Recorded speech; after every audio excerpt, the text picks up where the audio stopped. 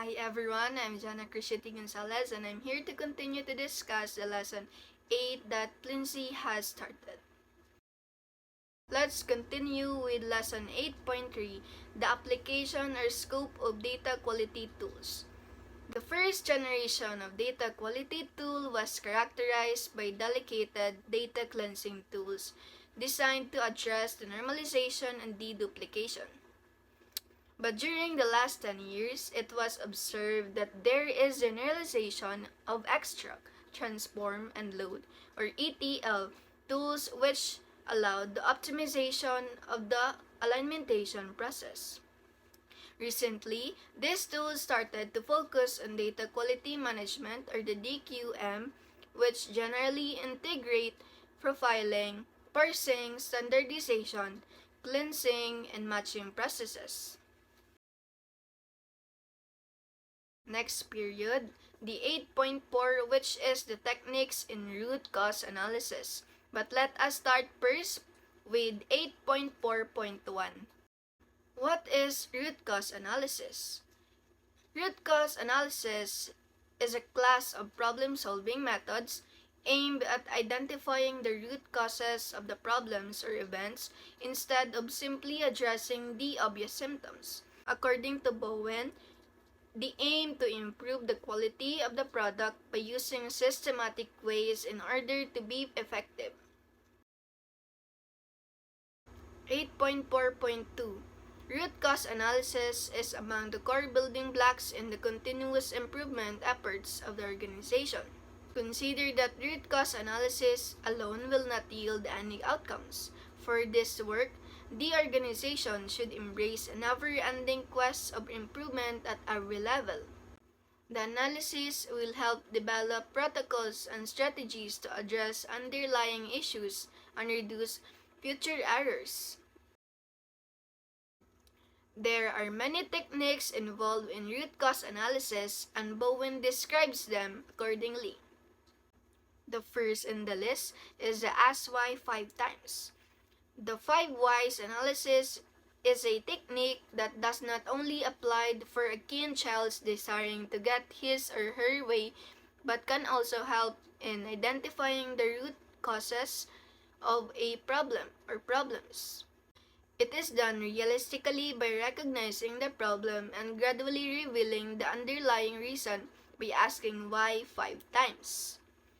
This method intentionally leads to the underlying source of the problem. A systematic failure may take place in varying modes, and a well-known technique used to identify these modes is the failure mode and effect analysis. In this technique, the following steps are taken.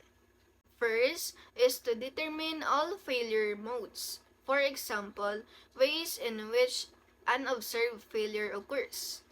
Secondly, determine of the number of times a cause of failure occurs. Third, identify actions implemented to prevent a cause of failures from recurring. And lastly, check if the actions are effective and efficient. The utilization of this technique, which would also require updating, takes place when a new product or process is manufactured. Changes are made to current conditions or to the design. New regulations are implemented, or there is a problem identified through customer feedback. Pareto analysis. As the name suggests, this technique is based on the Pareto principle, which states that 20% of the work creates 80% of the results. Pareto analysis is extremely useful when there are several sources of a problem. Using Excel or another program, a Pareto chart can be generated. Potential causes are listed across the bottom bar graph, with the most important cause on the left and least important on the right.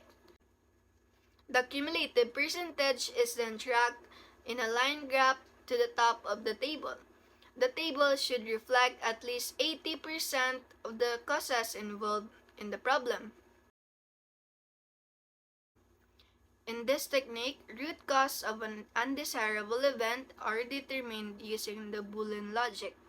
They are listed in a diagram shaped like an inverted tree, hence the name of pole tree analysis. This approach, which is commonly used in the risk analysis and safety analysis, begins by determining the unwanted outcomes and placing it at the top of the diagram. All potential causes are listed until the root causes is determined. We also have the current reality tree or the CRT. The currently reality tree is widely used when it is desirable to get to the root causes of all problems in all systems all at once. The first step with the previous two strategies is to determine the problem, or which in this case problem, in charting issues, if then statement are utilized. The tree that is produced using the analysis yields the potential cause of the problem identified. Ultimately, a single reason. Let us continue with the fishbone or Ishikawa or cause and effect diagram. Whatever you choose to name it, it is a method that has been shown to be useful in root cause analysis. This technique classifies the causes as follows: people, measurements, methods, materials, environment, and machines. Industry-wise, different categories can be used: the 4M's for manufacturing, the 4S for service, or the 8P's also for service. Appearing like a fishbone, the diagram lists down all the possible causes categorized, with their sub-causes indicated. Kapner-Trego techniques on the next. The Kapner-Trego technique approach, often known as the rational process, breaks down a problem to its root cause or causes by not only identifying the causes, but also analyzing the situation. The priorities and orders for concerns are identified for specific problem. The problem analysis proceeds from here on. Following that, several decisions that must be taken are detailed in a stage called the decision analysis. These decisions are then examined and validated using the potential problem analysis to verify very long-term viability. Lastly, we have the RPR problem diagnosis. Another approach for discovering and evaluating root causes of the problem is RPR problem diagnosis. The three-letter acronym stands for Rapid Problem Resolution. In this technique, causes or recurrent problems are diagnosed in the three phases. First is to discover.